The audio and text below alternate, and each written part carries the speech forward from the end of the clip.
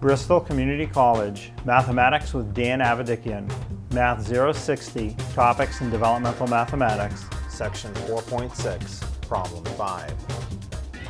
This is Section 4.6, Problem number 5. It says 45 is 120% of what number? And people will sometimes ask, can you have a percent over 100%? And the answer is absolutely. So as a quick estimate, if 45 is 120% of something, the answer we have has to be a little less than 45. So let's find the answer. So from this section, we want to set everything up as a proportion, and you want to start with the sentence, A is P% of B. And that's really what we have. A is P% of what number is B? That's the unknown. So once we have it set up in that form, we want to use the equation A equals P over 100, and then put a B under the A. You basically just take it in a circle. Start with the A, the is equals, P is the percent symbol turns into a 100, and then the B goes under the A. So let's fill that in.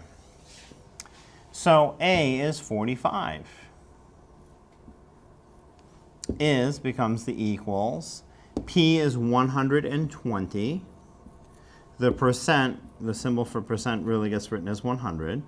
And then of what number? So that's the unknown, that's B.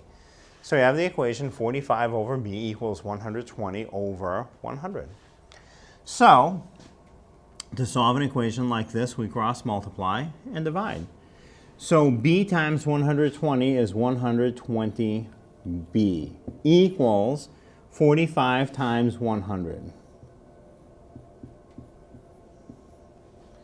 And that's an easy enough multiplication. 45 times 100 is 4,500, or 4,500. Now, we want to know what B equals, not 120B, so divide away the 120.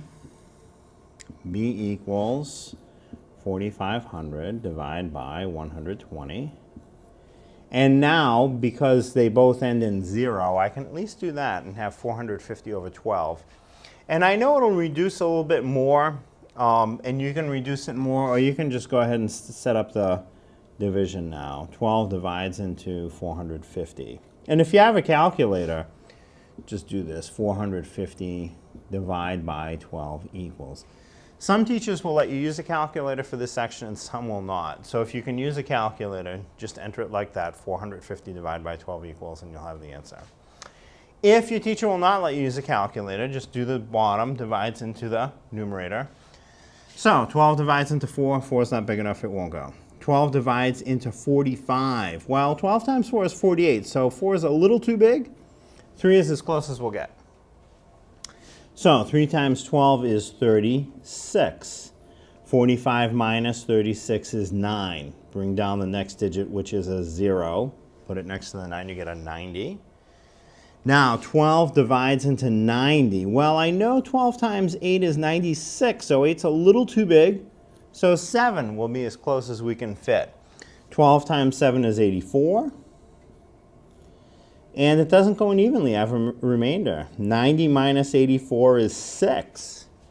So what we do is think of the 450 as 450.0. We introduce that decimal. It has to come straight up vertically into the answer also. Now I have another digit that I can pull down next to the 6. The 0 comes down next to the 6, makes it a 60. Now 12 times 5 will make a 60 exactly with no numerator, no remainder, I should say. 12 times 5 is 60. 60 minus 60 is 0. Fits perfectly. So we get an answer of 37.5. That's the B. So 45 is 120% of 37.5. And as we would estimate, if 45 is 120% of something, the 45 has to be a little larger than the answer we found. And it is, so that makes sense.